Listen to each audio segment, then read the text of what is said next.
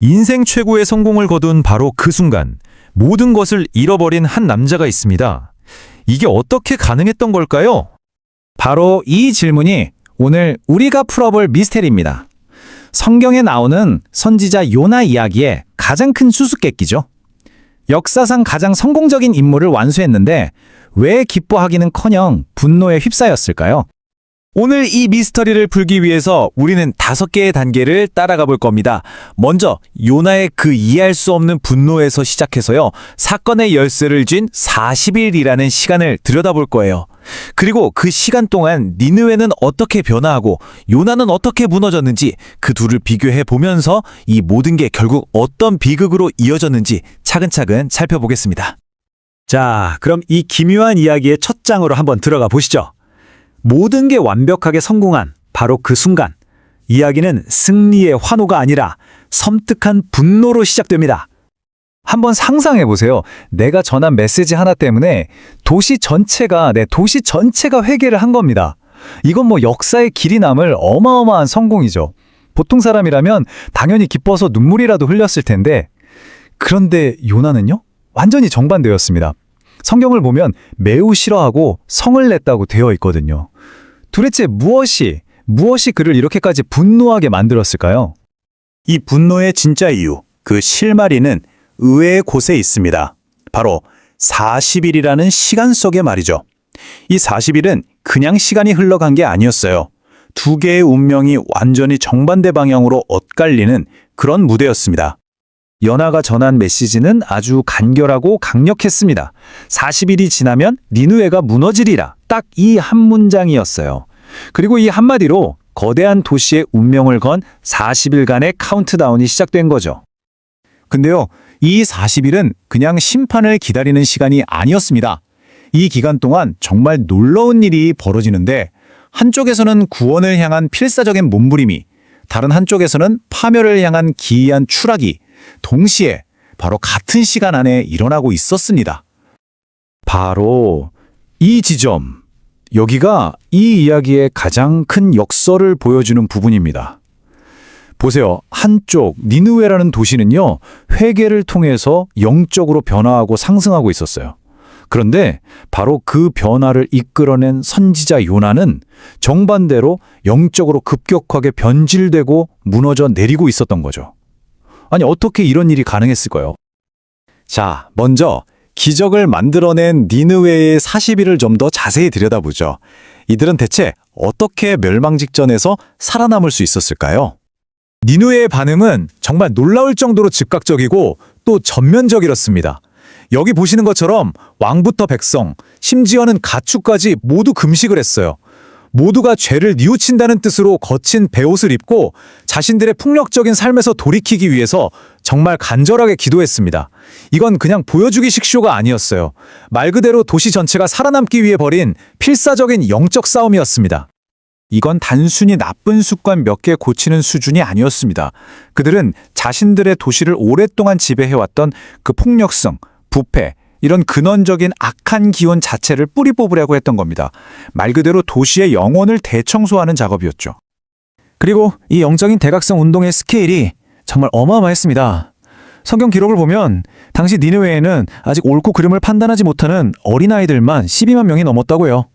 이건 뭘 의미하냐면 그 수많은 사람들, 도시의 거의 모든 구성원이 이 거대한 변화의 물결에 함께했다는 뜻입니다. 자, 이렇게 도시 전체가 구원을 향해 나가고 있을 바로 그때 이 모든 일의 시작이었던 선지자 요나는 대체 뭘 하고 있었을까요? 이제부터가 이 이야기의 가장 어둡고 또 가장 중요한 부분입니다. 바로 요나의 영적 붕괴죠. 정말 놀랍게도요, 요나는 단 하루 만에 자기 임무를 끝내버립니다. 그리고 남은 39개 동안 뭘 했느냐? 도시의 변화를 이끄는 리더가 아니라 그냥 언덕에 앉아서 모든 걸 지켜보는 구경꾼이 되어버린 겁니다. 강 건너 불구경하듯이 말이죠. 이 모습은 딱 제대를 코앞에 둔 병사의 모습 같아요. 가장 큰 전투는 끝났고 이제 집에 갈 날만 기다리는 거죠. 긴장감은 완전히 풀어지고 어떤 위협에도 무방비한 상태. 요나의 영적 상태가 바로 이랬습니다.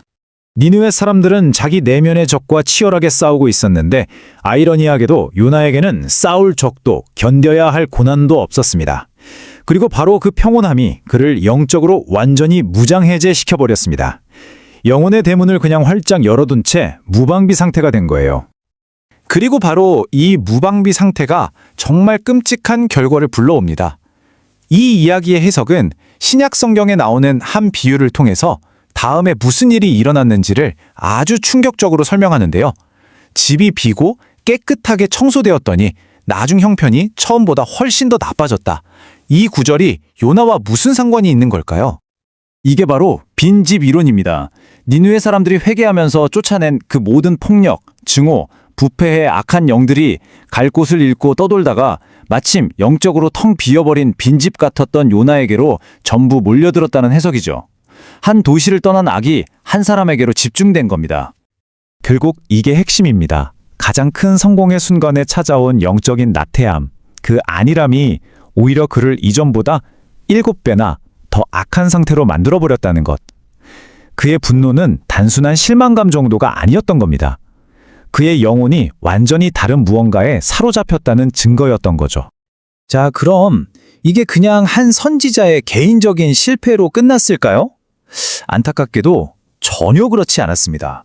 요나 한 사람의 영적 붕괴는 역사 전체의 흐름을 바꿔버리는 거대한 나비 효과를 일으키고 맙니다. 사실 요나의 사명은 두 단계로 이루어져 있었어요. 첫 번째 단계는 선포, 즉 니느웨의 회개를 이끌어내는 것이었죠. 이건 성공했습니다. 그런데 정말 더 중요했던 두 번째 단계가 있었습니다. 바로 이제 막 믿음을 갖게 된 사람들을 올바르게 이끌고 성장시키는 양육이었죠. 하지만 그는 자신의 영적 분괴 때문에 이 결정적인 임무를 완전히 실패하고 맙니다. 이 타임라인을 보시면 그 실패의 결과가 얼마나 뼈아픈지 알 수 있습니다. 요나의 사명 이후 단 40일 만에 그는 영적으로 무너졌습니다. 그리고 약 40년 뒤 그가 제대로 변화시키지 못했던 바로 그 아수르 제국이 칼을 들고 그의 고향 북이스라엘을 침공해서 멸망시켜버립니다. 정말 역사의 가장 큰 아이러니 중 하나죠. 이건 그냥 좋은 기회 하나 놓친 게 아니에요. 만약 요나가 자기 임무를 끝까지 완수했다면 잔혹했던 아수르 제국 전체를 근본적으로 변화시켜서 자기 민족을 구할 수도 있었던 그야말로 거대한 혁명의 기회를 제 발로 걷어차버린 셈입니다. 한 사람의 실패가 민족의 운명을 바꿔버린 거죠. 요나의 이 40일 이야기는 우리에게 이처럼 아주 도발적인 질문을 던집니다. 어쩌면 우리 인생의 진짜 위험은 고통스러운 위기의 순간이 아니라 가장 빛나는 성공 뒤에 슬그머니 찾아오는 그 안일함은 아닐까요? 이 질문에 대한 답은 오늘 우리 각자의 삶 속에서 찾아봐야 할 것 같습니다. 들어주셔서 감사합니다.